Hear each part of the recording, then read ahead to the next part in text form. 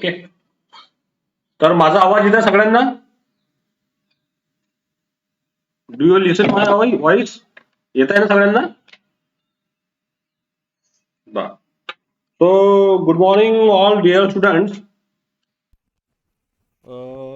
Myself Professor P.B. Ingre, and today we have to conduct the lecture number 4. Which lecture we have to conduct it today? Lecture number 4 of physics. And what is the title? The title is non-uniform circular motions. This is our title is today's lectures. Okay guys, so let's we start this. तुमचं pen आणि book तुम्ही बाहेर काढून घ्या सगळे मुलं. So lecture number 4. So what is our title? Our title is today's guys is what is non-uniform circular motions. This is our titles. So first of all we define the non-uniform circular motions. What is the definitions? So what is the definition? A circular motion with a variable angular speed is called as non-uniform circular motions. म्हणजे इथं कुठला word important आहे आता? Variable angular speed. Variable म्हणजे जी constant नाही आहे, जी नेहमी change होते, त्यालाच म्हणतो आपण नॉन युनिफॉर्म सर्क्युलर मोशन्स. परत पहा definition. The circular motion with a variable angular speed is called as non uniform circular motions. आता एक्झाम्पल जर घेतलं आपण याचं नॉन युनिफॉर्मचं, तर कुठलं एक्झाम्पल घेतलं मी? Motion of a ceiling fan. ही फिगर तुम्हाला दिसत आहे. This is the figure. This is the example of a ceiling fan. Yes or no? Yes. तर याच्यामध्ये बघा मुलांनो, in this non uniform circular motion, ज्यावेळेस हा पंखा आपण ऑन करतो, if you start the fan, after starting the fan what is the angular velocity will be change. ज्यावेळेस आपण 1 वर आहो, 1 नॉब आपण प्रेस केलेला आहे, तर आपल्याजवळ ओमेगा असेल सपोज 10 रेडियन पर सेकंद. ज्यावेळेस आपण याची स्पीड वाढवू 2 वर करू, त्यावेळेस याचा ओमेगा 2 राहीन आपल्याकडे सपोज 50 रेडियन पर सेकंद. ज्यावेळेस आपण 3rd वर करू याला, त्यावेळेस याची स्पीड राहीन आपल्याकडे समजा 80 रेडियन पर सेकंद. आणि लास्ट स्पीड आपल्याकडे राहणार ओमेगा 4 100 रेडियन पर सेकंद. प्रत्येकाने फॅन पाहिलेला आहे.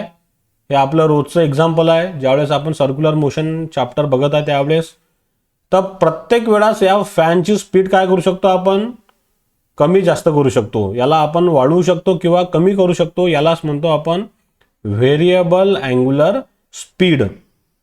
बरोबर आहे. The circular motion with variable angular speed is called as non uniform circular motions. एकदम सोपी डेफिनेशन आहे. किंवा याला आपण दुसऱ्या डेफिनेशनमध्ये लिहू शकतो, circular motion with variable linear speed also. इथं आपण लिनियर स्पीडचा पण शब्द टाकू शकतो. With a variable linear speed is called as non uniform circular motions. जर आपण इथं सर्कल ड्रॉ केला, suppose I draw the circle, हा पॉइंट घेतला आपण centre, suppose this is point O, this is particle position P. इथून याच्याजवळ ही velocity कुठली असणार मुलांनो? V1. इकडे याच्याजवळ असणार ही V2. खाली असणार त्याच्याजवळ V3 आणि इकडे असणार V4. समजा ह्या पोझिशनवर ओमेगा 1, इथं ओमेगा 2, इकडे याच्याजवळ आहे ओमेगा 3 आणि ही आहे याच्याजवळ ओमेगा 4. प्रत्येक वेळास ही स्पीड काय होणार? चेंज होणार. समजा V1 आहे आपल्याकडे इथं 5 मीटर पर सेकंद, तर इथं V2 होऊन जाईल आपल्याकडे समजा 10 मीटर पर सेकंद. इथं आपल्याकडे V3 होऊन जाईल समजा 8 मीटर पर सेकंद. इथं आपल्याकडे V4 होऊन जाईल समजा 12 मीटर पर सेकंद.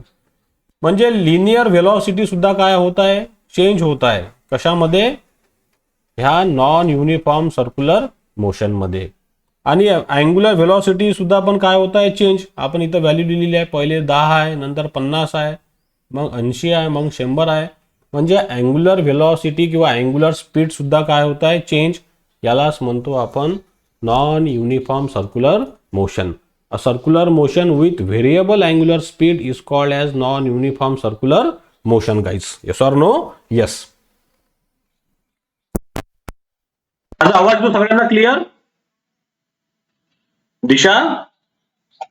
ओके बेटा.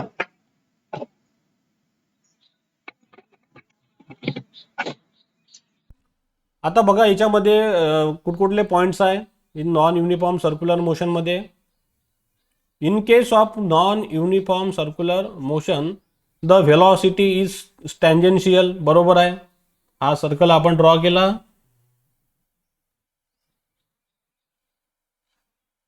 इथून व्हेलॉसिटी वरती v1 गेली. ही कशी आहे या सर्कलला बेटा? टँजेंटच आहे. इथून जर आली ही सुद्धा याला काय आहे? सर्कलला टँजेंट. ही सुद्धा आली, ही काय याला? टँजेंट. ही सुद्धा याला आली काय आहे? टँजेंट्स. म्हणजे प्रत्येक वेळास व्हेलॉसिटी कशी असणार आहे? टँजेन्शियल. नंतर the centripetal or radiational acceleration also there. म्हणजे याच्यामध्ये सुद्धा काय डेव्हलप होणार आहे? रॅडियल ॲक्सलरेशन किंवा सेंट्रिपिटल ॲक्सलरेशन, ज्याचा सिम्बॉल किती असते? AR. आणि त्याचा फॉर्म्युला असते आपल्याजवळ AR is equal to minus omega square into R. म्हणजे नॉन युनिफॉर्म सर्क्युलर मोशन मध्ये सुद्धा सेंट्रिपिटल किंवा रेडियल ॲक्सलरेशन प्रेझेंट असते आणि त्याचे डायरेक्शन कुठं असते? Toward the centre of a circle. What is the formula? The formula of this radial acceleration is AR is equal to minus omega square into R. Third point बघा याच्यामध्ये, the magnitude of a radial acceleration not a constants. हा सगळ्यात महत्त्वाचा point. कारण का जी value आपल्याला मिळेल AR is equal to काय फॉर्म्युला आहे? Omega square into R. तर ही व्हॅल्यू आता याच्यामध्ये कॉन्स्टंट नसणार. ही काय होणार? नेहमी चेंज. का बरं चेंज होणार? कारण का ओमेगा जीची व्हॅल्यू जी आहे ओमेगा हा काय होत आहे? चेंज होत आहे नेहमी. म्हणजे कधी 10 आहे, कधी 50 आहे, कधी 80 आहे, कधी 100 आहे. आता ह्या व्हॅल्यू जर चेंज झाल्या तर ऑफकोर्स आपलं रॅडियल ॲक्सलरेशन किंवा सेंट्रिपल ॲक्सलरेशन सुद्धा काय होणार? चेंज होणार. म्हणून हा फॉर्म्युला इथं लागलेला आहे AR is equal to minus omega square. आणि याच्यामध्ये ओमेगाची व्हॅल्यू ही नेहमी चेंज होणार ज्यावेळेस हा सिलिंग फॅन रोटेट होणार. ओके. म्हणून इथं हा पॉईंट लिहिला आपण, the magnitude of a radial acceleration not a constants. Okay. हा थर्ड पॉइंट बघा, the angular acceleration not a zero. एकदम बरोबर आहे. अल्फा इथं शून्य असणार आहे काय? नसणार. कारण का अल्फाचा काय फॉर्म्युला आपल्यापाशी? Rate of change of angular velocity with respect to time, that is called as angular acceleration. D omega म्हणजे omega 2 minus omega 1 upon T2 minus T1. आता इथं जर पाहिलं तर तुम्ही म्हणसान सर आता इथं झिरो नाही येणार. का बरं? कारण का इथं ओमेगा 2 ओमेगा 1 ची व्हॅल्यू काय आहे? वेगवेगळी आहे, कॉन्स्टंट नाही आहे. म्हणजे कधीच नॉन युनिफॉर्म सर्क्युलर मोशनमध्ये अल्फा हा झिरो नसणार. नॉट अ झिरो म्हणजे त्याची काहीतरी व्हॅल्यू असेल. अल्फा नॉट अ झिरो याला असं लिहितात इक्वल टू आणि ही साईन. म्हणजे अल्फाची काही पण व्हॅल्यू राहू शकते. 2 राहू शकते, 3 राहू शकते, 5 राहू शकते, पण हा झिरो कधी नसणार. कशामध्ये? नॉन युनिफॉर्म सर्क्युलर मोशनमध्ये. चौथा पॉईंट बघा मुलांनो, the linear velocity magnitude is change or not constant. बरोबर आहे. ही जी लिनियर व्हेलॉसिटी आहे हिचे सुद्धा व्हॅल्यू काय होत आहे? चेंज. मॅग्नेट्यूड चेंज होत आहे. इथं 5 आहे, नंतर झाली ही 10, नंतर झाली ही किती? 8, नंतर किती झाली ही? 12. म्हणजे लिनियर व्हेलॉसिटीची व्हॅल्यू सुद्धा प्रत्येक वेळा चेंज होणार नॉन युनिफॉर्म सर्क्युलर मोशनमध्ये. आणि हा आणखीन 5th नंबरचा पॉईंट आपल्याकडे आहे, the angular velocity magnitude is change or not constant. बरोबर आहे. ओमेगाची व्हॅल्यू सुद्धा काय होणार आहे? प्रत्येक वेळास चेंज होणार आहे. कधी 10 आहे, कधी ओमेगा 2 ही 20 आहे, कधी ओमेगा 3 ही 15 होणार. म्हणजे याचं सुद्धा मॅग्नेट्यूड प्रत्येक वेळा काय होणार आहे? चेंज होणार आहे. कशामध्ये? नॉन युनिफॉर्म सर्क्युलर मोशनमध्ये. आणि याचं एक्झाम्पल आपण घेतलं काय? Motion of a ceiling fan. हा जो सिलिंग फॅन आहे, आपल्याला जर गरमी होत असेल तर त्याची स्पीड आपण वाढवतो, किंवा आपल्याला जर थंडी वाजत असेल तर आपण त्याची स्पीड कमी करतो, किंवा आपल्याला नॉर्मल स्पीड आहे तर त्या नॉर्मल स्पीडवर आपण हा फॅन सेट करतो. म्हणजे याची आपण नेहमी अँग्युलर व्हेलॉसिटी काय करेल, चेंज करत राहणार.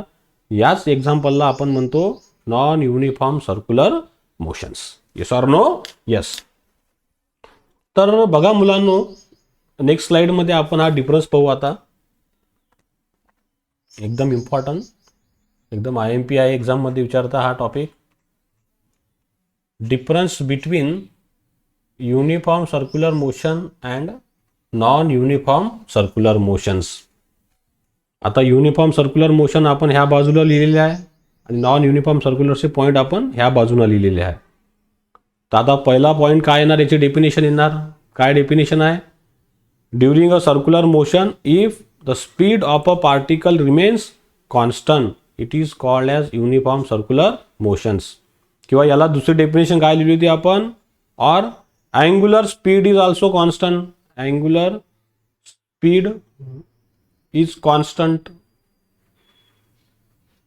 राईट. त्यालाच म्हटलं होतं आपण युनिफॉर्म सर्क्युलर मोशन. पण आपण नॉन युनिफॉर्म सर्क्युलर मोशनचा जर विचार केला तर याच्यामध्ये काय मुलांनो, a circular motion with a variable angular speed is called as non uniform circular motions. इथे आपल्याकडे ω1 बरोबर ω2 ω3 यांच्या सगळ्यांची व्हॅल्यू काय राहणार आहे, कॉन्स्टंट राहणार आहे. पण याच्यामध्ये ω1 does not equal to ω2, ω2 does not equal to ω3. इथं प्रत्येक वेळास अँग्युलर व्हेलॉसिटीची व्हॅल्यू काय होणार, चेंज. पण UCMमध्ये अँग्युलर व्हेलॉसिटीची व्हॅल्यू ही सेम राहणार. नंतर हा सेकंड पॉईंट आहे, दिस इज द सेकंड. याला थर्ड म्हणजा, दॅट इज थर्ड. हा झाला आपला चौथा पॉईंट IV आणि हा झाला समजा पाचवा पॉईंट. ठीक आहे, तसं इकडे सुद्धा चेंज करता तुम्ही. आता पहिला पॉईंट झाल्यानंतर हा सेकंड बघा. सेकंड पॉईंट काय आहे, the magnitude of a radial acceleration is constant. बरोबर आहे. AR बरोबर काय असतं आपल्याकडे, -ω² इंटू R. आता सर्कल आपण ड्रॉ केलेला आहे. रेडियसची व्हॅल्यू चेंज होणार का रे, नाही, रेडियस तर फिक्स राहील. बरोबर आहे. पण व्हॅल्यू UCMमध्ये जी व्हॅल्यू आहे रॅडियल ॲक्सलरेशनची ती सुद्धा काय असणार आहे, कॉन्स्टंट. का बरं कॉन्स्टंट असणार आहे, कारण की इथं ओमेगा काय आहे मुलांनो, कॉन्स्टंट आहे. ओमेगा जर कॉन्स्टंट असेल तर रॅडियल ॲक्सलरेशन सुद्धा याच्यामध्ये काय असणार, कॉन्स्टंट. पण तोच पॉईंट आपण जर नॉन युनिफॉर्म सर्क्युलर मोशनमध्ये बघितला तर magnitude of a radial acceleration not a constants. म्हणजे AR is equal to -ω² into R हा याच्यामध्ये कॉन्स्टंट असणार आहे का, नाही. का बरं नसणार, कारण प्रत्येक वेळास ह्या ओमेगाची व्हॅल्यू काय होणार, चेंज. कधी ω10, कधी ω20, कधी ω15. म्हणजे प्रत्येक वेळास आपल्याला हे जे रॅडियल ॲक्सलरेशन मिळेल या नॉन UCMमध्ये हे कसं मिळेल आपल्याला, व्हेरिएबल मिळेल. म्हणून इथं आपण हा पॉईंट दिला, the magnitude of radial acceleration not a constant. इथे कॉन्स्टंट. थर्ड बघा, द अँग्युलर ॲक्सलरेशन इज 0. बरोबर आहे. इथं अल्फाची व्हॅल्यू काय आहे, 0. पण यामध्ये जर विचार केला आपण तर अँग्युलर ॲक्सलरेशन नॉट अ 0. इथं अल्फा कधी पण 0 नसणार. याचं स्पष्टीकरण मी तुम्हाला ऑलरेडी दिलेलं आहे. इथं अँग्युलर व्हेलॉसिटी कॉन्स्टंट आहे त्यामुळे अल्फा 0 आला. यामध्ये अँग्युलर व्हेलॉसिटी कॉन्स्टंट नाही आहे, इथं वेगवेगळी राहणार आहे, म्हणून इथं अल्फा कधी पण 0 येणार नाही. नंतर पॉईंट हा बघा, the linear velocity magnitude is constant. बरोबर आहे. इथं V ची व्हॅल्यू सुद्धा काय असणार आहे, कॉन्स्टंट. हा V1, हा V2, हा V3 आणि हा V4 प्रत्येक वेळा काय असणार आहे, कॉन्स्टंट. पण यामध्ये मुलांनो linear velocity magnitude is change किंवा नॉट अ कॉन्स्टंट. इथं वेगवेगळी व्हॅल्यू राहणार आहे. नंतर the angular velocity of a magnitude is constant. बरोबर आहे. पण इथं angular velocity of a magnitude कशी होणार आहे, चेंज होणार आहे, वेगवेगळी राहणार आहे. आता याचे एक्झाम्पल आपल्याला माहीत आहे. एक्झाम्पल सांगायची तर काही आवश्यकता नाही आहे. UCMमध्ये काय, motion of a earth around the sun, motion of a moon around the earth, electrons revolving around the nucleus. आणि इथं काय एक्झाम्पल घेतला आपण, motion of a ceiling fans. Okay. तर हे आजचं आपलं डिस्कशन आहे मुलांनो, difference between uniform circular motion and non uniform circular motion. आणि discussion of non-uniform circular motion, guys. Yes or no? Yes. So we stop here and we start the question and answering session now. Okay.